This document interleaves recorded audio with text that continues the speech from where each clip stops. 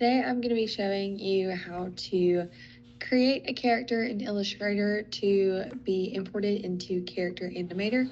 So what you're going to first do is create your file, and you can do any size you want. My file size is 5 by 7, and so we're going to come to our layers panel and create our first layer, which is our main layer, and it will be whatever your character is going to be named. So mine is Macy, and the plus sign in front of it is so that when it is brought into Character Animator, it is able to move with body tracking.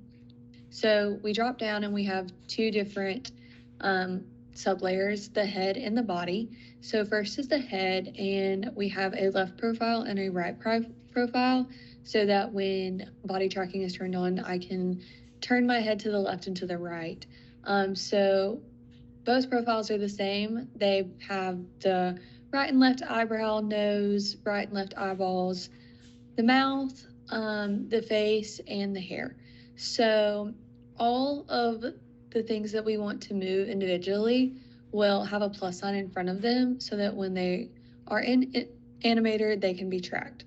So down here at the mouth, we have a drop down where we have all the different shapes that a mouth can make, so that when there is the lip sync feature turned on, it is able to pick up what I'm saying and make the mouth motions.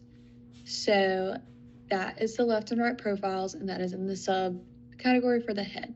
So next we have the body layer, which includes the clothes, your legs, your arms, and your torso. So I only want my arms and my right and left arm moving, so I'm only going to have plus signs in front of my right and left arm. So once you come into Character Animator, you can go to your rig feature, and you can see all the layers that there are. And obviously when you come over to record, you can only see the one that is there. But when I turn on the camera and turn on a mic, it tracks what I am saying. So that is how the plus sign feature works. You can notice that I'm turning my head, and it is following that because of the behaviors that I have.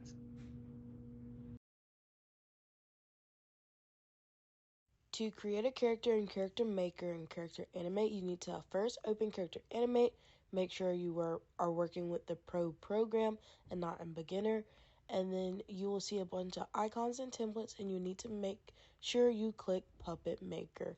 Once you open the Puppet Maker program, it'll show you a whole bunch of templates and designs of different avatars and characters that you can use and change for your liking. For this one, I'm going to use the first one, and I'm going to name it Stagel.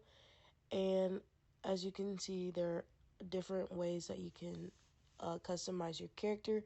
So you can change your hairstyle, you can change your hair color, you can play around with different features. Not all the same characters have the same features. Like this one has hats, other ones will have different accessories. We're going to put a hat on them. You can play around with different skin tones.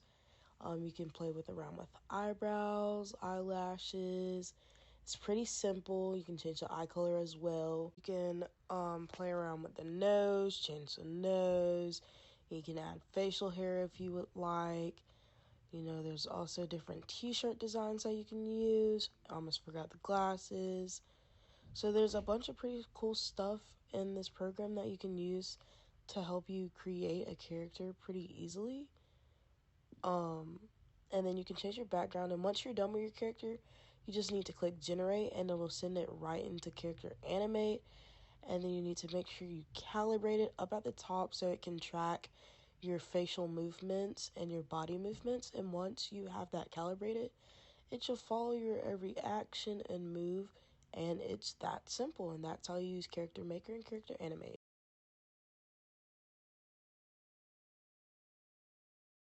Hi, my name is Nathan.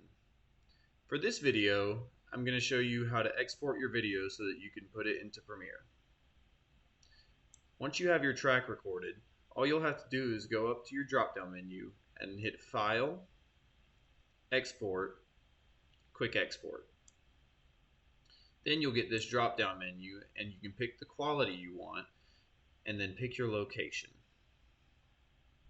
Once you have a location and file name that you're happy with, All you have to do is hit save. Now that your file is ready to export, just hit the export button and wait for the loading bar to finish. Now that we have a finished video, all we have to do is go find it, and then we'll drop it into Premiere.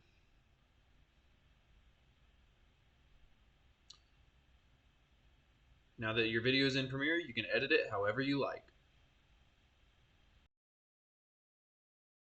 Hello, my name is Christian, and welcome to the world of Character Animate.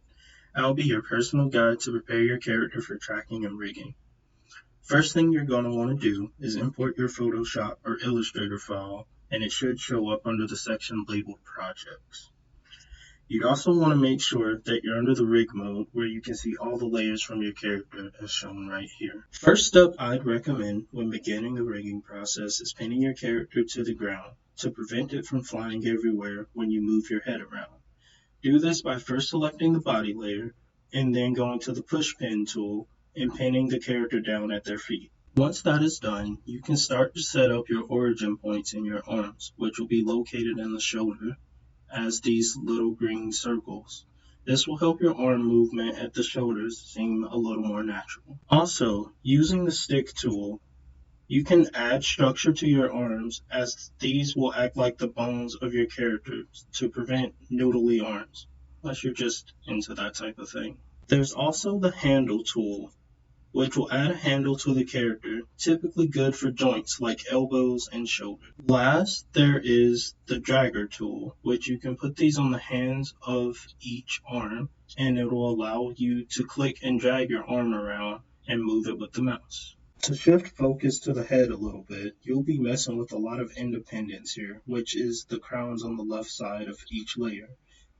These will help determine what can individually move and allow freedom to move without influence other parts of the body. I definitely recommend having the head and body layer independence to be turned off, as it'd be better to just have individual independence within those layers, such as the mouth, the pupils, or the arms. That being said, this won't always be the case, but just depending on your character, it's best to just play around with all the independents and see what works best for you. You may have noticed that there's a block next to some of your layers, or at the very least at the top near your character's name with a number beside it.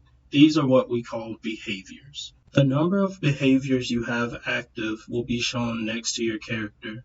Some of them are automatically added as they help improve character animation, and if you'd like, you can go to the right side and add any behaviors that you may want to use. For quick example, you can go under eye gaze and you can control the strength of how well the camera will pick up on your pupils, or you can go under face and control mouth strength and it'll control how well it'll match your lip syncing. Also forgot to mention, you may have noticed when you click on a layer, a skeleton of a basic character will pop up in the tags menu to the right.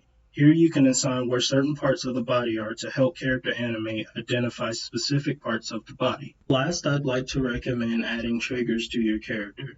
Just go to the layer that has the actions that you want to use and drag them to the triggers and put them under Create Swap. It is important that you have whatever action you want first to be set as the default, so it will always show that layer. And then in this little black box right here, you can set your key binding. In this case, I set mine to Z and X, and so every time I hit those buttons, it'll make my character point. It's always a great idea to go to the record section to see how everything is looking.